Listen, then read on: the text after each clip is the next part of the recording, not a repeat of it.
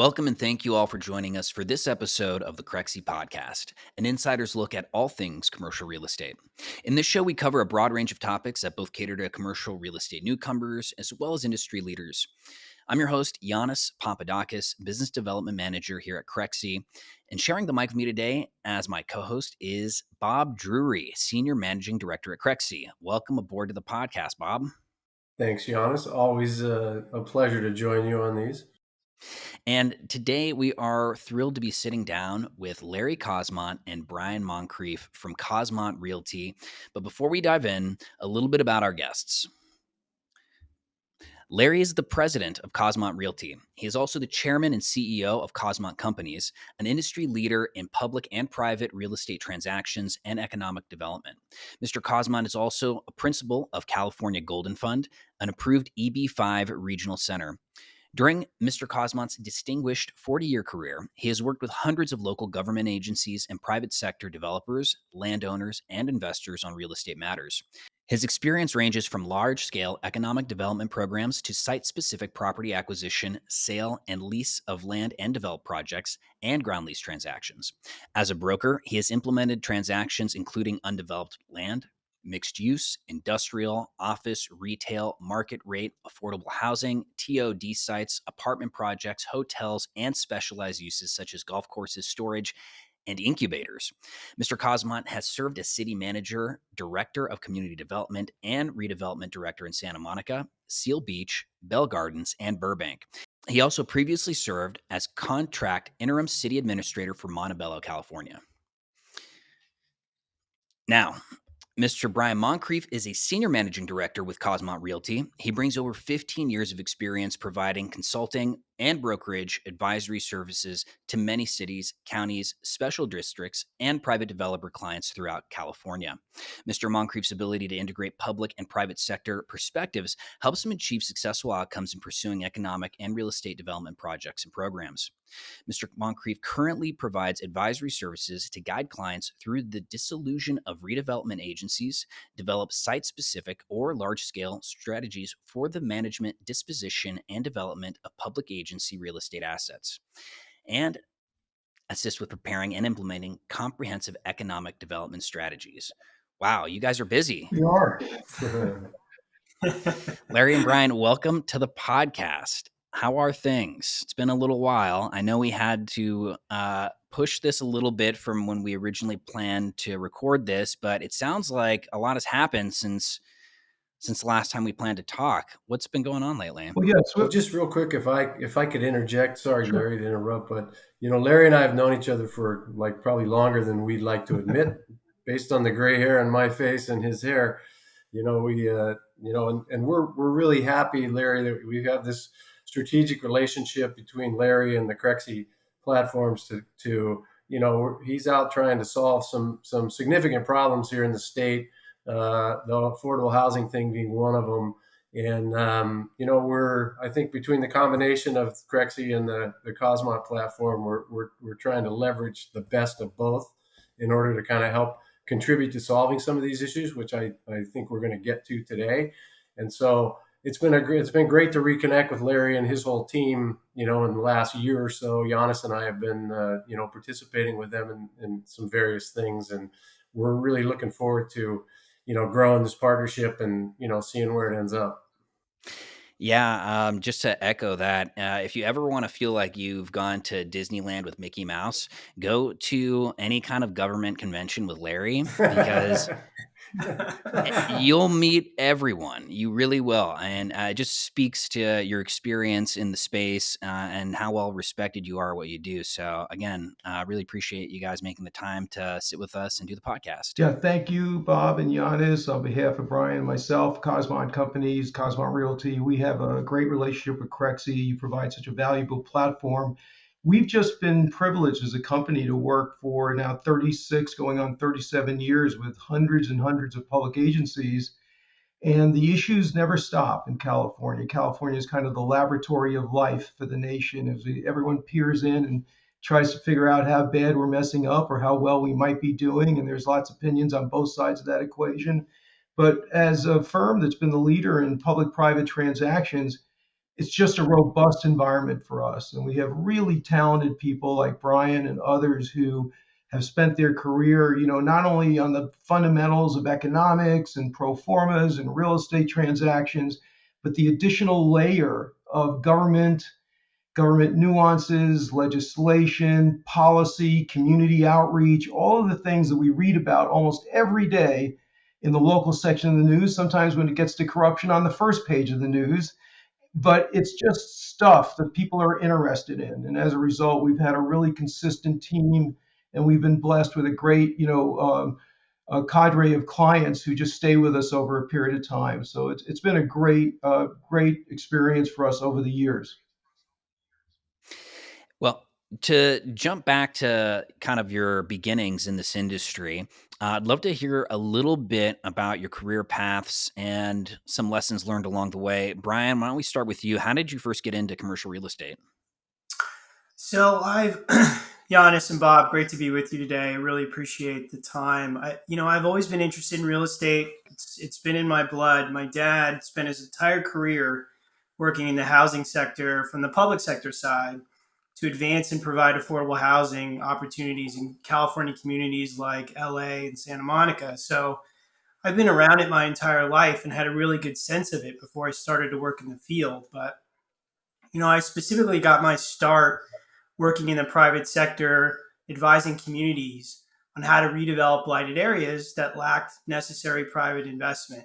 And that was typically done through pooled property tax dollars, and to provide affordable housing through a program called redevelopment, which had been in existence in California since 1945.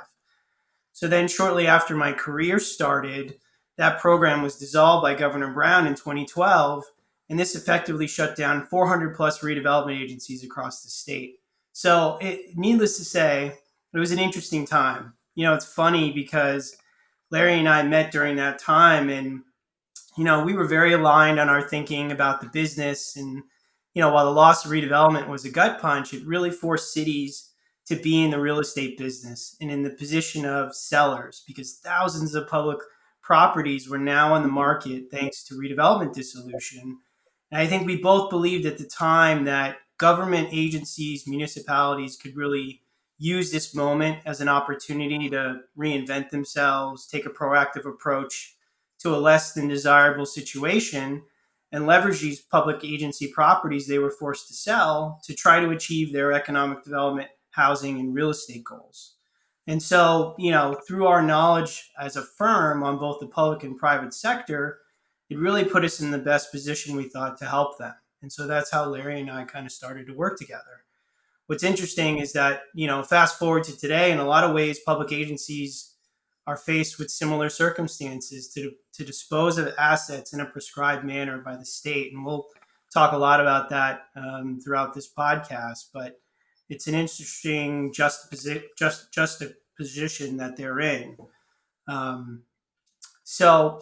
I've been fortunate enough, I think, in my career, as you asked earlier, to really work with a lot of leading experts in the field of redevelopment, economic development, and real estate. So I'm happy to be here to have this conversation because I think it's timely.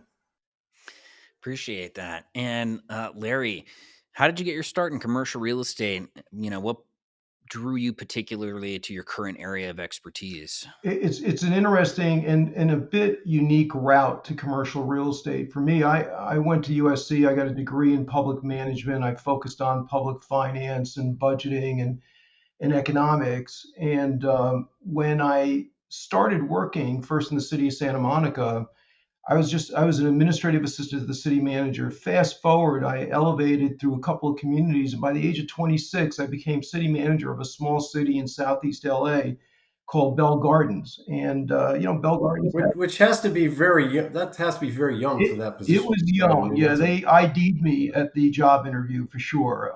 But the reality is that. That was in 1978, so everybody can do the math, and if not, I'll just send you the equation later. But in that year, the world changed for government, and it's very I think resonates with what we're going to talk about today, because Prop 13 started us all down the path of sort of tinkering with taxes and economic development and ultimately housing. That's how we got here.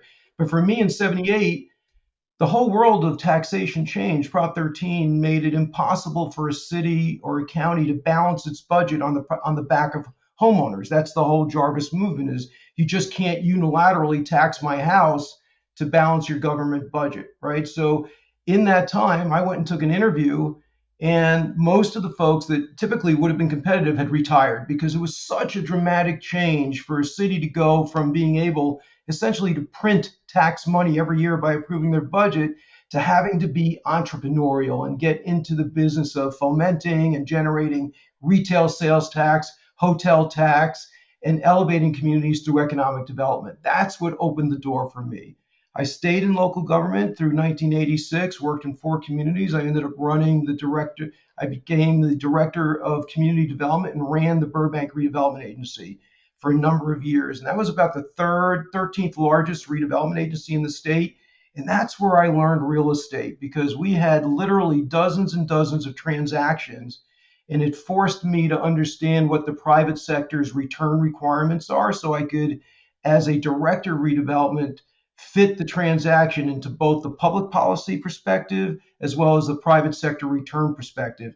When I look back, that was just an education you can't hardly get. You couldn't get it that time. Today, there are a number of programs in places like UCLA, USC, Syracuse that focus now on public-private real estate. In Burbank, we did literally billions of dollars of transactions in industrial, housing, residential, and retail. And that got me to thinking that there ought to be a business that enables the private sector and the public sector to interact. And so I started Kosmont in 1986. And it was a tough time because I was a newcomer to the city side of consulting. So all of my clients were private sector clients: Costco, Cushman Realty, many more. Those were my initial clients. What a blessing to start with clients like that. And I learned that's where we first met. If you recall, Larry, Red Mountain, we used you to help with this was a previous lifetime for me, but we used Larry and his group to help us with some entitlement issues and zoning and stuff like that, right, in various cities. And so just to sort of finish the story, I learned that private sector side through my private sector clients. They had to share pro formas with me. We had to run them. We had to rerun them, solving for what we call the gap. That's the public-private deal. Where does the public sector insert its money or its zoning or any other incentive, federal, state, or otherwise, to help a developer accomplish a return that produces a project that's beneficial to a community in their perspective? That's the business we're in. That's how I got there. Fantastic. Well, with that setup, let's jump into the weeds of today's topic: California's housing situation and how local governments and commercial real estate stakeholders are addressing the issue. To provide some context, we talked a little bit about Kosmont Realty and what it does. Let's talk a little bit about what work you're doing today in how it relates to California's housing situation, and where are we? There's a lot of stuff being thrown around in, newspapers and news reports about California's housing crisis. What's actually happening on the ground? Yeah, it's a broad topic, but just at the highest level, the state woke up about 3 or 4 years ago and said, if we can't provide housing for most of California residents, we can't really exist as a state. I think that's the recognition. They have other sort of conclusions and related to housing affordability and housing accommodations for all ethnic and diversified, community representatives. Okay, but their primary conclusion is we're just short 2.5 million or so residential units, and if we can't provide those, we just won't be competitive as an economy. Based on that conclusion, the state's been moving down the road of a series of statutes, literally in the dozens, and they really all center on, one, providing a way for private investors and developers to help local communities produce housing on an accelerated basis to meet that crisis, right? Basically, the state has created housing as a priority. They call it an urgency matter. And based on that philosophy or policy of urgency, they've now evolved into a number of statutes that do a series of things. On the left, there are statutes that say you need to report what you have and what you're going to produce over a period of time, because we won't know how to solve this gap unless we keep track of you. And that's sort of the regional housing needs assessment column. And we'll talk about that some more. In the middle, they say we're going to help you meet those regional housing needs assessment goals, which literally are to produce several million housing units by 2030. And by the way, we're not going to come close. So it's a topic that we'll deal with later. So we're gonna identify and approve a series of statutes that provide density bonuses that enable developers to walk into a jurisdiction and sort of get through the local zoning codes in an expedited way with limited interference, what they call sort of the vesting of applications on an expedited basis, even as related to CEQA. So column one is, we need to see what you're doing. Column two is, we're going to help you do what you need to do, which is to help us solve the housing and affordability crisis. And then number three, column three is other things that we can do to help you. And that's where the Surplus Land Act comes in. It's kind of a corollary set of statutes that are meant to reinforce the availability and accelerate the availability of publicly owned land for affordable and for housing overall. So the point is, just to summarize, I'd like to ask Brian if he had something additional to add. We're in a circumstance where the state understands it has to fulfill a major housing prescription. It is their conclusion that based on where cities are and what they've been producing locally for a variety of reasons, we'll never get there. So they've set up a series of objectives and guidelines and a series of statutes that compel cities to act on an expedited basis with limited local jurisdictional interference so that the state can get those housing units on the rolls. Yeah, Larry, I think you summed it up nicely. I think the other issue to think about is that housing elements are sort of the way that these agencies and cities comply, right? And so the other side of it is, yes, the state's granting you these tools. Yes, the state is sort of laying out a pathway for developers to get less interference at the local level. But if you don't comply with these various statutes, there are penalties, there are financial penalties, there are loss of control from a general plan standpoint, a permitting process standpoint. There's exposure that the state has given, has put local agencies in front of if they don't end up complying, and a developer comes to the table and says, I want to build a certain number of units. And even if it doesn't comply with the local zoning or the general plan, they can still get that process going through a preliminary application. So there are a lot of other things, but the state is also making sure that they're ramping up enforcement so that local jurisdictions comply with these various statutes. Now, we're going to jump into the Surplus Land Act. And before we do, can you explain in layperson's terms what exactly is the Surplus Land Act? What does it do? And can you provide some context around how it was passed and why? Yeah, and so I'll start on that. And I think stepping back, what you have in the world of housing and real estate in California today is an economy that actually likes housing, a demand level that supports the proliferation of housing, but you've got a disconnect between the cost and availability, cost of producing housing and the availability of land, and local procedures, including some state-imposed procedures like CEQA, California Environmental Quality Act. All of this makes it really hard to develop housing, which is how we get into this circumstance. I'll get to Surplus Land Act in a minute, because Surplus Land Act is just one of the policy mindsets and frameworks that's meant to help lubricate the system.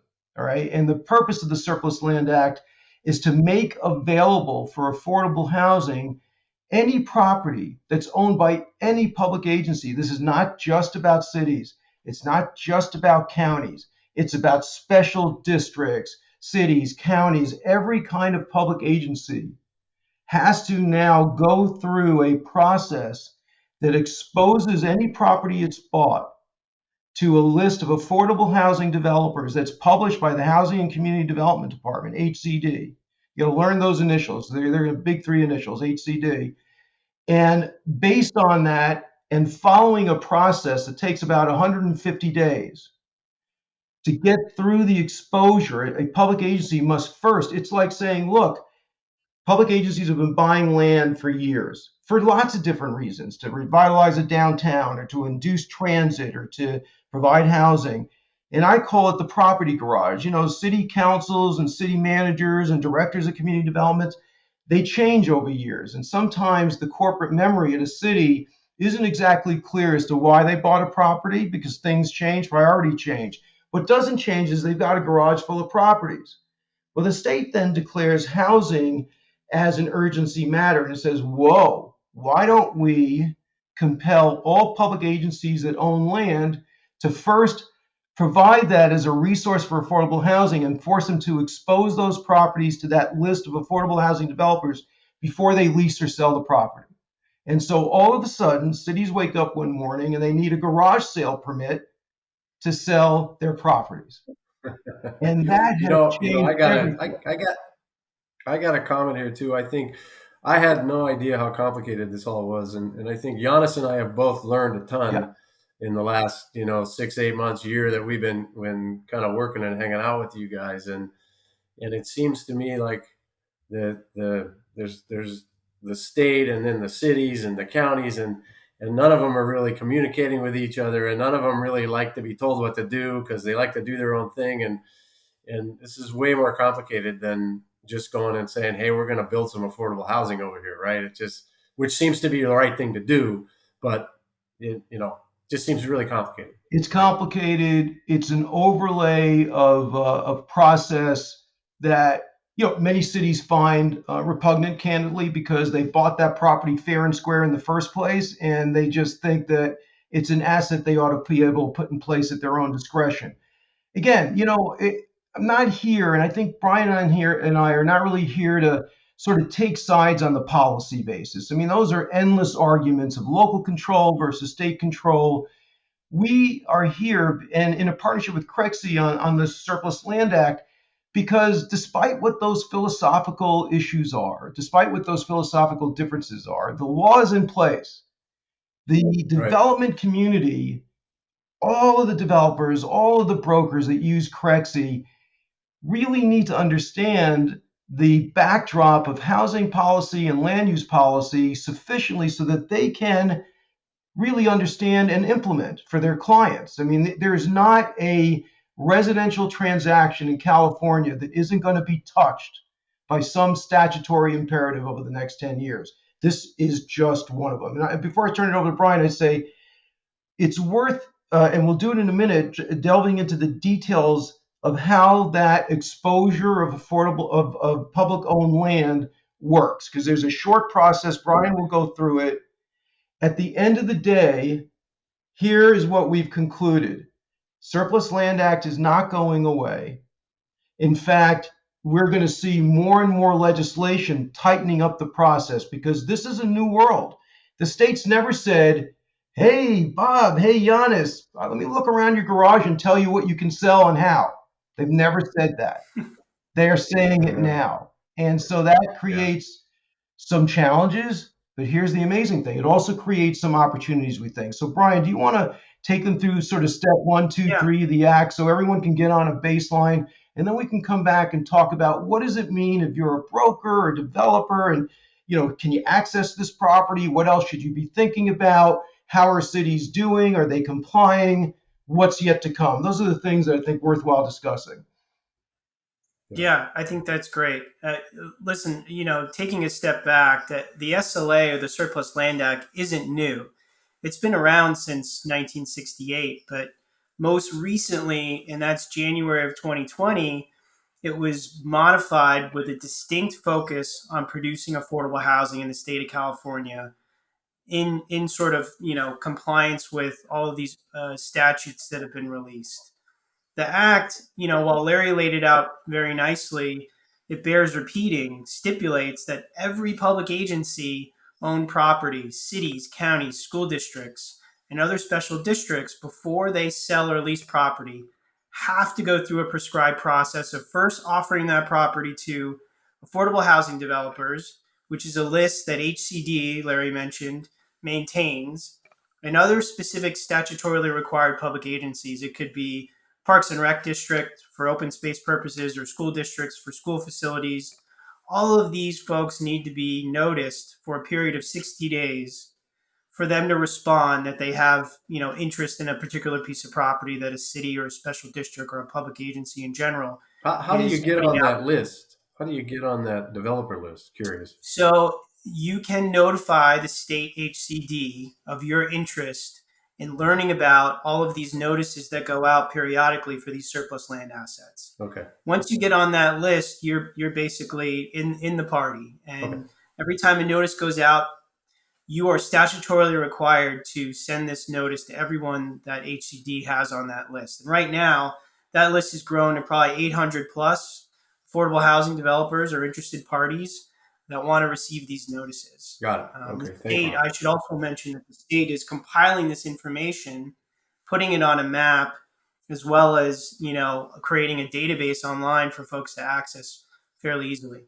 Right. Were you going to say something, Larry? By the way, we're in a report card world, right? In other words, what HCD has done is not only are they listing all the public agencies that are required to adopt a housing element with identifying each and every category of affordable housing and market rate housing that they have to produce by 2029, because we're in the 2021 through 2029 RENA phase. I think it's called the sixth cycle. I know that you didn't wake up this morning thinking you were in the sixth cycle. You are. We all are. And the reality is that this sixth cycle is meant to induce over 2 million housing units in California in 4 categories: very low, low, moderate, and then market. Okay, we could define those later. But they're basically percentages of housing costs as related to income as compared to the average median income in any county. So a low affordable housing unit or very low might be 40, 50% of the average median income. And market rate, of course, could be 100% or more. So that gives you a sense, and they get bracketed in between. But we wake up in the sixth cycle, and part of getting to the sixth cycle is the state having to take a shot at making as many sites available in addition to the sites that can be found on the open marketplace. Bob asked a great question. So how do you get on the list? It's worth getting on the list. You just go to HCD. The other thing you can do, as you know, when we created this platform on Crexi, is you can go on the Crexi Surplus Land Act platform and see what's available as we put more and more sites there onto the Crexi Surplus Land Act platform. All of the users of Crexi will be able to see who's looking at the site, what's eligible, what can they do, what's the time frame for making a bid, and so on.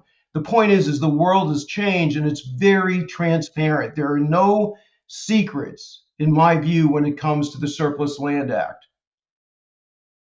Except nobody understands it completely. Other than that, that's no correct. secrets. Yeah. Well, and that's the reason for this. Yeah. We really want to, we want to shed some light on this, because at some level it's complicated. At some level it's pretty simple. It's just really about the state really managing as much as they can, to the dismay, I would say, to many local leaders, managing a process to get as many sites developable or developed as housing sites in California. And speaking of housing sites in California, What opportunities await those seeking to get involved in the multifamily space, right? This is a big change, but there's definitely a lot of opportunity happening simultaneously. How are current operators finding these new opportunities, new assets, and capitalizing on these regulatory changes? Yeah, it's a great question, Brian. I'm going to pose some of this to you, but let me just say this. If you woke up in, let's say, in 2005, and you decided you wanted to find a residential site, you'd probably call a broker at CBRE or JLL or wherever and say, I'm looking to develop 50, 100 units, and you'd scour the landscape. I think that's different. When you wake up in 2022 and 2023, where you really want to go is to the housing element of these cities and say, has where have these cities placed the density that's been required of them to produce through their regional housing needs assessment? Where in the housing element is that density going to go? To me, that's your first step. The second step is what public agency lands are available, because now they have to make it available for housing. So what's out there? Because that may be a very good source of less costly land. Public sector land, while it has to trade at fair market value under the Surplus Land Act, just tends to be a little bit more cost effective than privately held land over the long haul. So you wake up today and you say, okay, I can call XYZ broker, but I can also check these housing elements and see where the density is going. And then I can see what the requirement is of this community.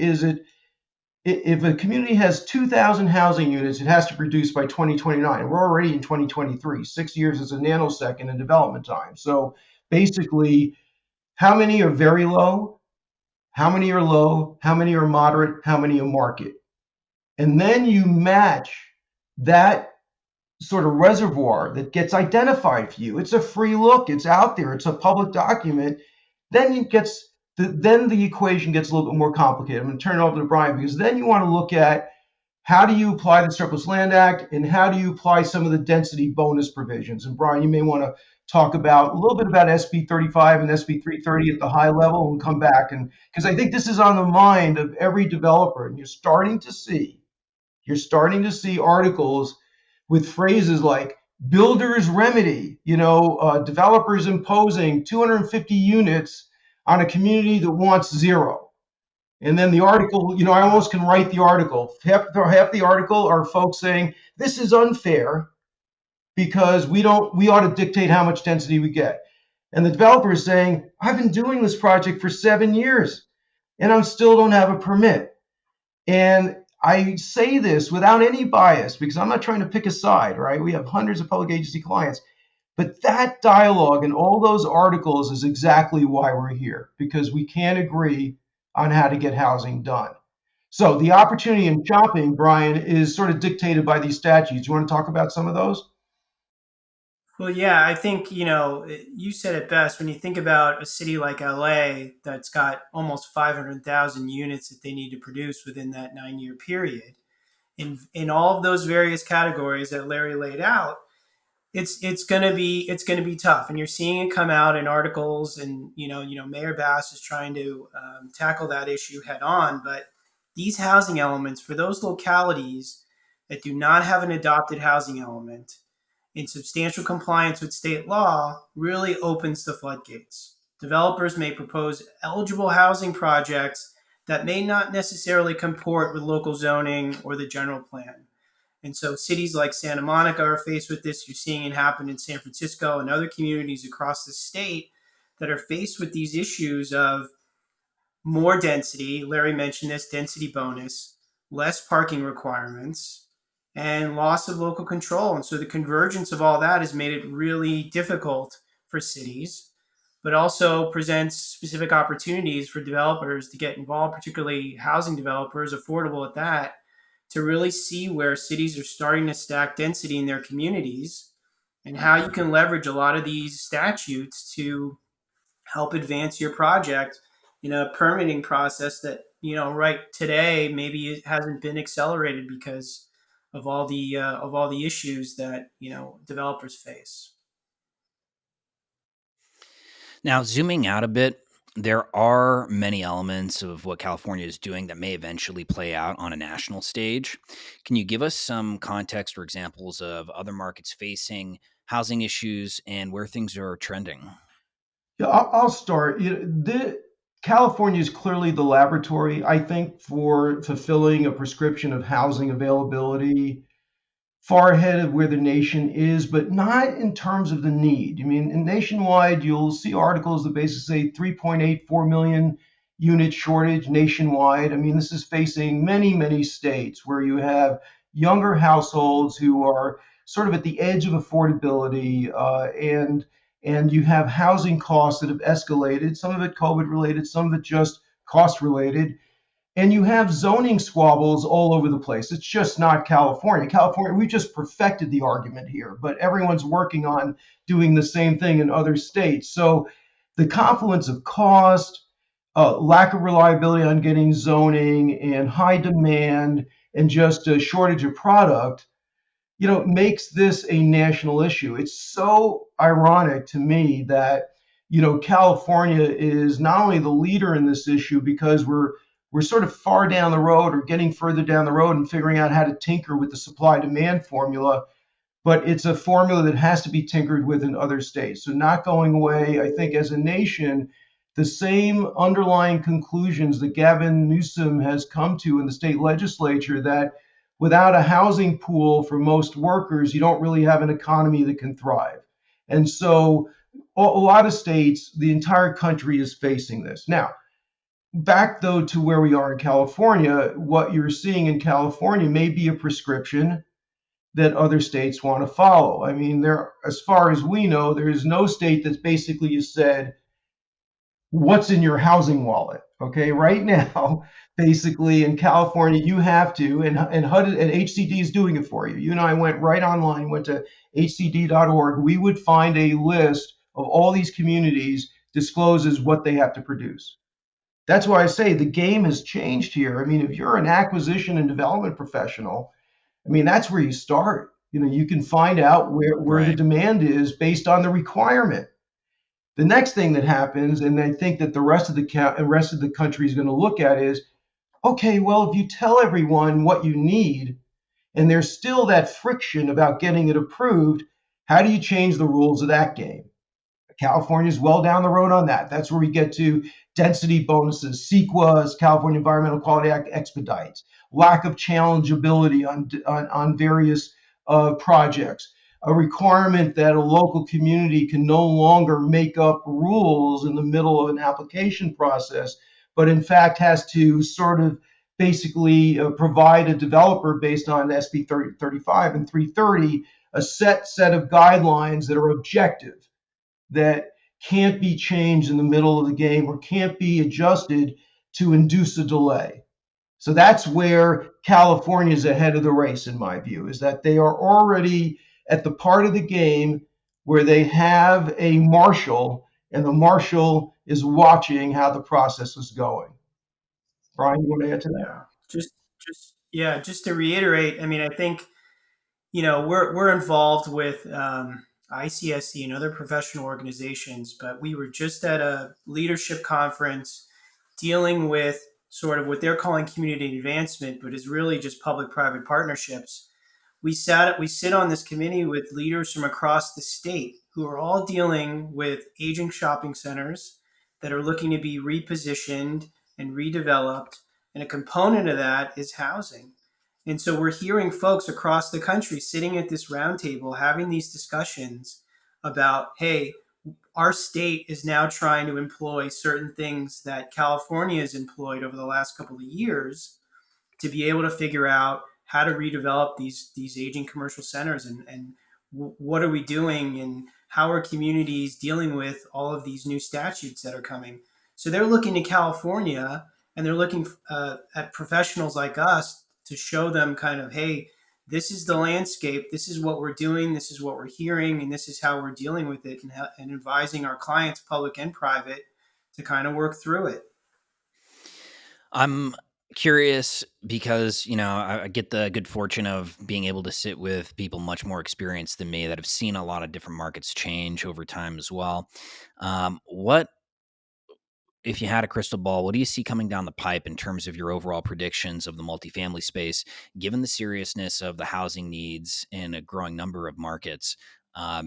I know I've heard a lot of theorization that we are leaning more and marching more towards the corporate landlord being kind of the ubiquitous owner and kind of washing out the mom and pop owners from the multifamily space. What do you see coming?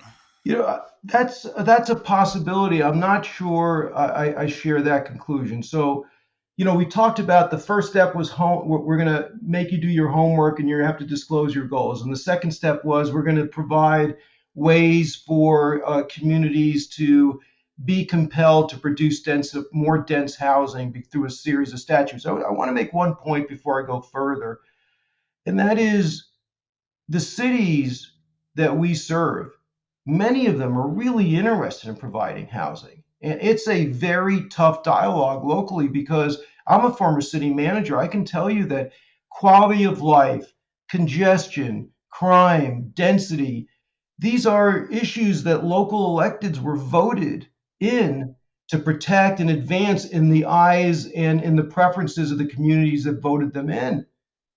So, when the state comes along and takes a broad swath and says, okay, you need a garage sale for the property you own, you need a garage sale permit. If you think you have zoning, not really anymore. You've got a lot of state zoning you have to contend with.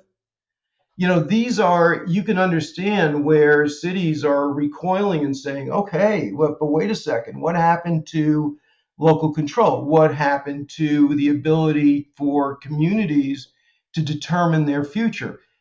Now, the flip side, going back on the other end, is that out of 538 California cities and counties, 29 out of 538 will meet their housing goals based on the current report cards. I mean, that's 5%. So, in between sort of the discussion about managing the quality of life in a community versus engaging an economy for the state that has ample housing for workers, somewhere in between has to lie a solution. And in reality, where we are at this stage of the game is the solution is being meted out by a series of statutes that are sort of taking the issue on whether or not local government would like it or not. That's where we are. So part of our discussion is wait for the next phase. And the next phase is now. You are starting to see, as of last year, a series of statutes that wholesale change retail zoning into residential, maybe 2011, or that take out parking requirements for sites adjacent That's huge. to transit on a 15-minute corridor. 15 minutes, like if you see a bus every 15 minutes, that's a transit corridor. So no parking. Essentially, if you provide 20% or more of affordable housing on a retail corridor, that retail corridor can now be residential. So what I'm saying is that first the report card, then the density bonus, now the corridor shift. I call retail zoning the Great California Disappearing Act, because in California, where the statutes are going is they're basically saying, hey, retail, that's what you thought. Now it's residential. So the whole point of this is really Larry, changing. Historically, right? The cities, counties, etc. They were all great. We need retail, we need hotels, because of tax revenue, right? And they didn't necessarily care about all of those things you were just talking about, necessarily quality of life for the residents, and you got to have 5-to-1 parking, and the drive-throughs got to have so much of this in order to be compliant. And I think a lot of that, just in the last couple of years, COVID may have helped with some of that, has changed some of the dynamics of how some of our leaders are thinking about some of those rules and the zoning and that sort of thing, right? And what's more important, the tax revenue obviously is, but it used to be paramount. Well, we need 7 Walmarts and we need 7 Targets and we need, and we need 50, Marriott Courtyard hotels in town, and then we'll be fine, right? And I think that's the dynamics there I've seen change, seems like in the last 3 years, quite a bit. I mean, all the dynamics, Is that accurate? they're not just policy driven, right? I mean, in a way, Prop 13, I started out by saying, changed the equation for balancing local government budgets and moved it to a more entrepreneurial mindset. So for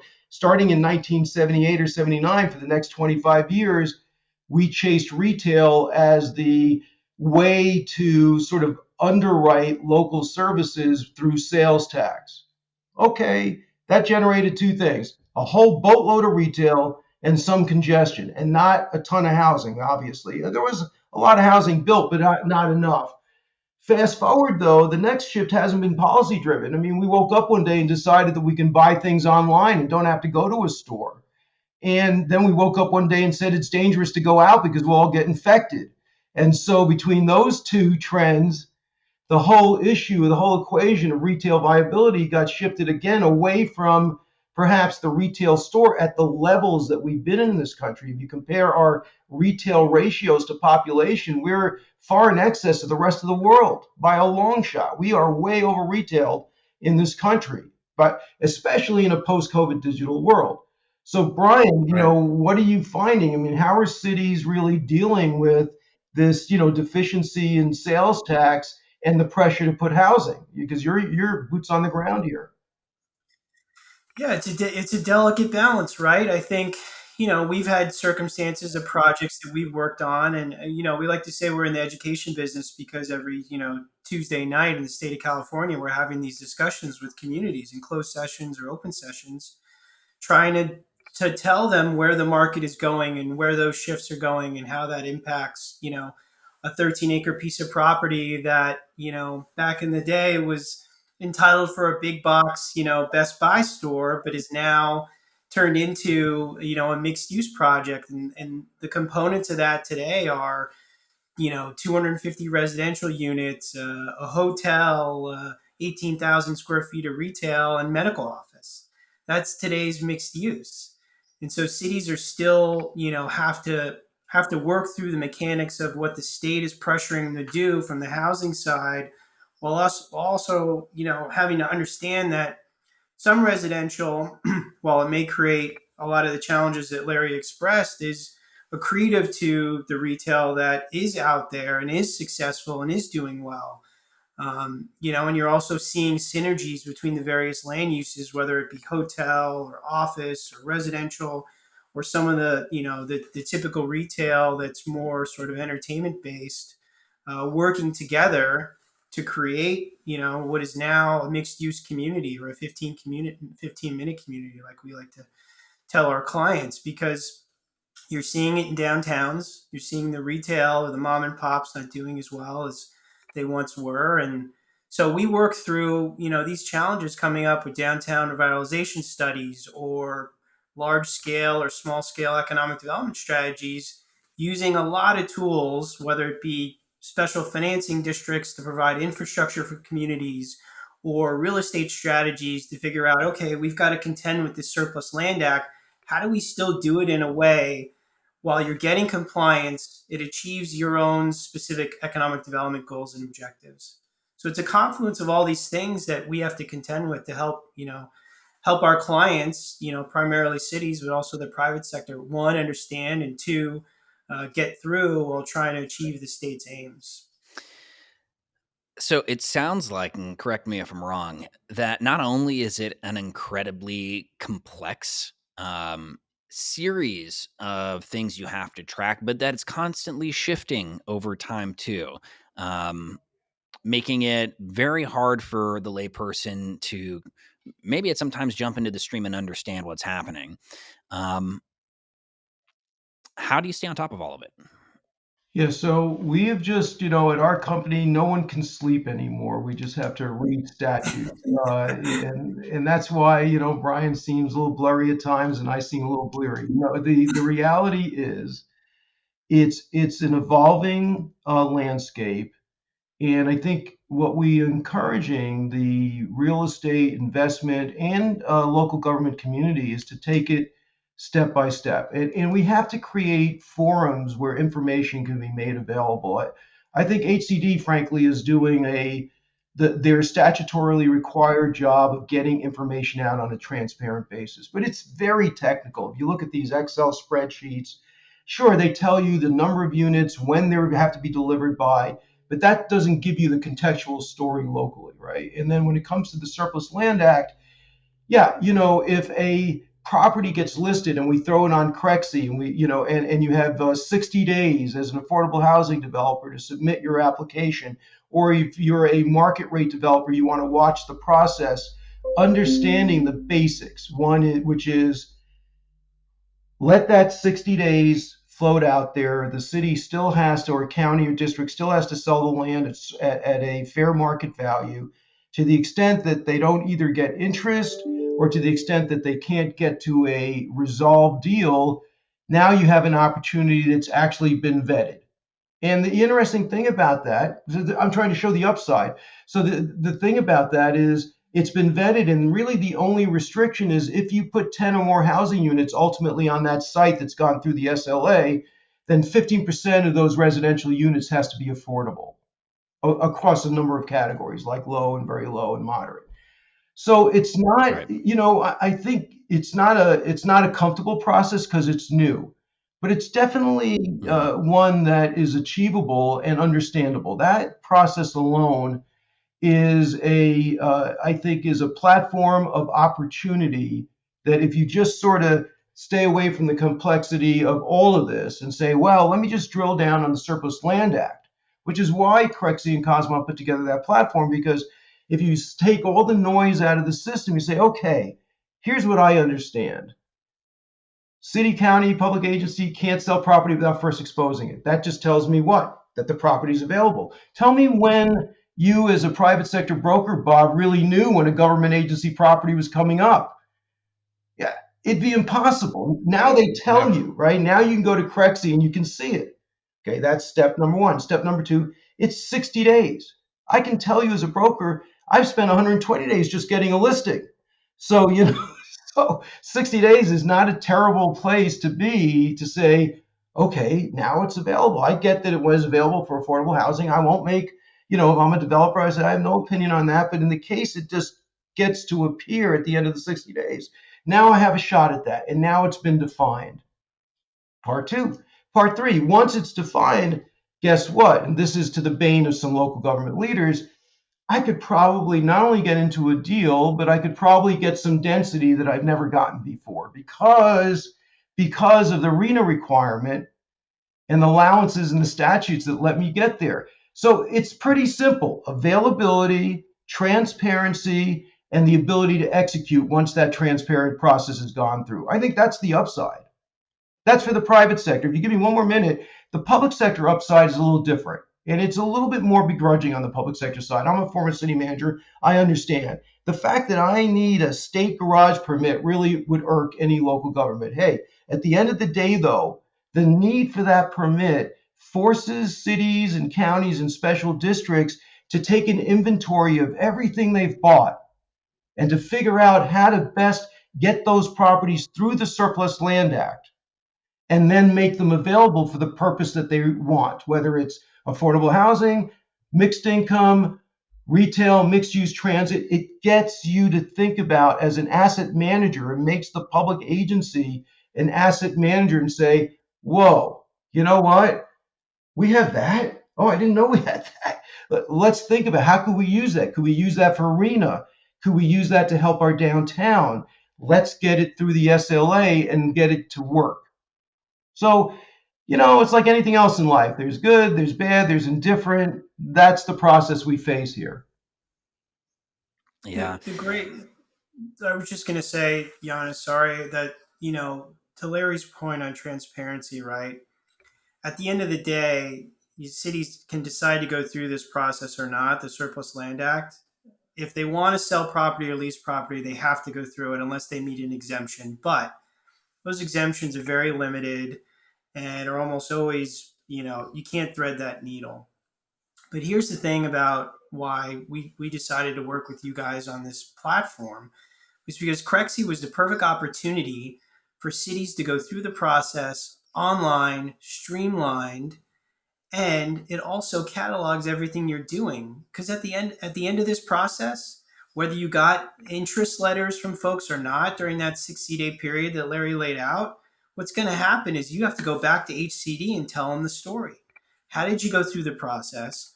Who looked at the property? How many folks did you send it to? Who did you send it to? And documenting all that on the Crexi platform is so much easier than doing it the traditional way, right? So it just made it really easy for us and for clients to go through that process, comply. But also, even if you get through the compliance process, you're ready to go to the broader marketplace if you wanted to expose the opportunity. So it makes it very easy and a streamlined approach for us to help facilitate that for our clients. Yeah, that's good stuff. That's great. Appreciate that. Yeah. And, it's been really a pleasure working alongside both of you and learning, more about this process.